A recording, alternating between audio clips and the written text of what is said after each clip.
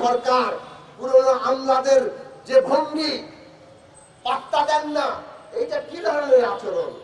এই সমস্ত আচরণ পরিত্যাগ করুন। আজকে ঢাকা বিশ্ববিদ্যালয়ে সাম্যকে হত্যা করা হয়েছে, একজন আন্দোলনকারী ছাত্র,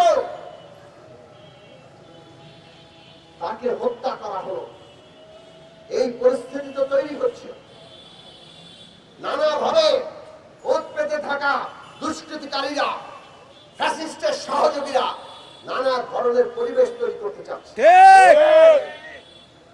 আর একদল লোক নিজেদেরকে আবার আন্দোলনকারীও বলে মততন্ত্র কায়েম করতে চাচ্ছে। তারা নারীর উপরে আক্রমণ করে, তারা মাজারে আক্রমণ করে, তারা হিন্দু সম্প্রদায়ের উপর আক্রমণ করে।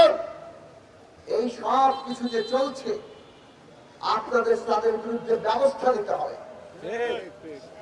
ব্যবস্থা না নিয়ে আপনারা কাউকে ছাড় দিবেন যার একটু শক্তি বেশি, আবার কারোর প্রতি আপনাদের রাজনৈতিক ভাবে আপনাদের কারো কারো একটু অপছন্দ থাকলে সেখানে দীর্ঘসূত্রিতা করবেন। এই সমস্ত কিছু আপনাদের আচরণ, এইটা আপনাদের সরকারের যে বৈশিষ্ট্য তার সাথে যায় না। ঠিক।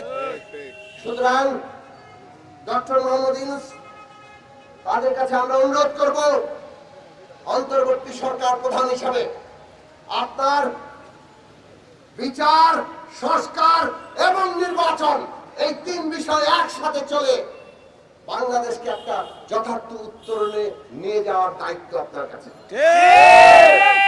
বিচার, সংস্কার, নির্বাচন, এই তিনটা একসাথে চলতে হবে। এই তিনটার সাথে কেউ কোনো বিরোধ লাগিয়ে দিয়ে কোনো কিছু প্রলম্বিত করা জনগণ মানবে না।